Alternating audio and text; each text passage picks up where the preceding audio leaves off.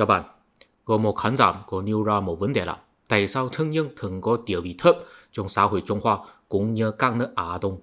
Mình tin rằng vấn đề này có liên quan đến một ấn tượng chung chung là truyền thống Trung Hoa thường nhấn mạnh một câu là sĩ nông công thân, sĩ của sĩ phu có địa vị cao nhất, sau đó là nông dân, sau đó là thợ thủ công, cuối cùng là thân nhân.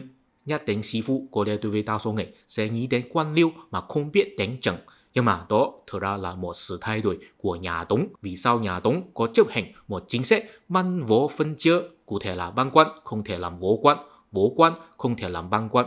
Nhưng trước nhà Tống tình hình không phải là như vậy, mà là văn quan có thể kiêm làm võ quan cũng có thể kiêm làm văn quan.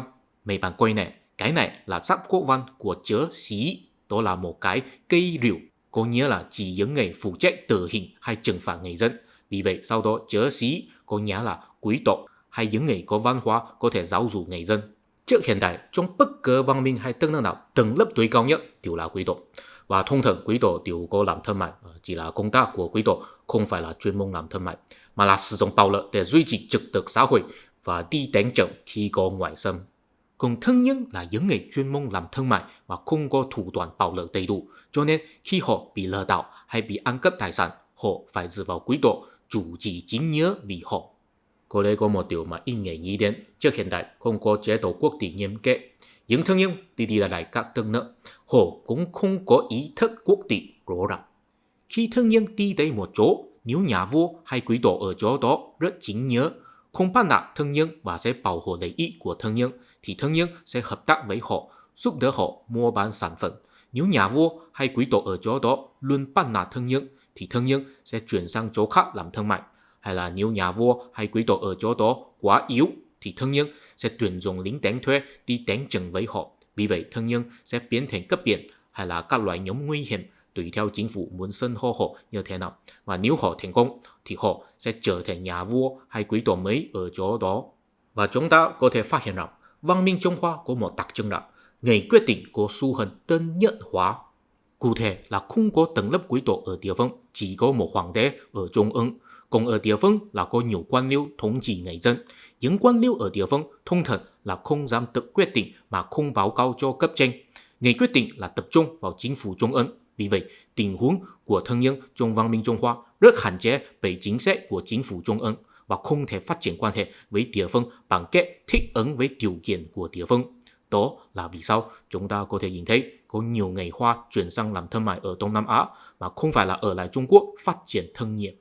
Trong video hôm nay, mình muốn đưa ra những ví dụ là trong văn minh Trung Hoa, chính phủ trung ương có hạn chế thậm chí tổn thương thân nhân như thế nào.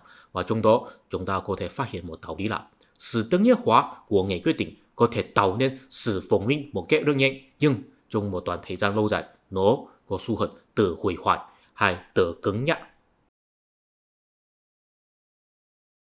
Thưa quý vị, mình không chắc các bạn có biết một điều không? Thật ra, tiền giấy đầu tiên của nhân loại là xuất hiện trong nhà Tống của Trung Quốc. Nhà Tống được công nhận là triều đại mà có thương nghiệp phát triển nhất. Tuy nó có lãnh thổ nhỏ nhất, nhưng thu nhập tài chính của nó là cao nhất. Có 70% thu nhập thuế là từ thương nghiệp. Nhưng có một điều kỳ lạ là sau nhà Minh thì Trung Quốc lại trở thành triều đại mà có thương nghiệp ít phát triển nhất. Tại sao kỳ vậy? Tiền giấy của nhà Tống được gọi là giao tờ, nó là bắt nguồn từ Tơ Xuyên. Khi bắt đầu, nhà Tống là sử dụng tiền đồng, nhưng hiệu quả chế tạo tiền đồng của chính phủ rất chậm, cho nên ở dân gian không đủ tiền để lưu hành.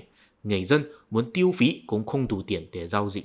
Vì vậy, chính phủ lại chế tạo tiền sắt để dân gian tổng thể sử dụng với tiền đồng, nhưng sức mua của tiền sắt rất nhỏ. Một đồng tiền đồng có thể bằng với khoảng 15 đồng tiền sắt, cho nên không tiền lấy lắm. Tại vì người dân phải mang nhiều tiền sắt mà rất nặng để đi mua bán. Vì vậy, ở Tơ Xuyên có xuất hiện một sự phát minh có tính cách mạng, đó chính là tiền giấy. Ở Tơ Xuyên, mấy ngân hàng tư nhân liên hợp phát hành một chứng chỉ tiền gửi, đó chính được gọi là giao tờ. Khách hàng có thể gửi tiền sắt cho ngân hàng cho khách hàng chứng chỉ tiền gửi. Khách hàng có thể sử dụng chứng chỉ tiền gửi này đi mua bán. Người ta có thể lấy chứng chỉ tiền gửi này đi ngân hàng trao đổi tiền sắt. Vì vậy, chứng chỉ tiền gửi này trở thành tiền giấy.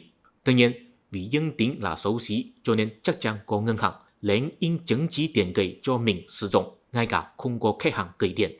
Vì vậy, sẽ tạo nên nguy cơ lạm phát. Người dân không thể giao đổi tờ tiền xác cho ngân hàng, làm loạn thị trường.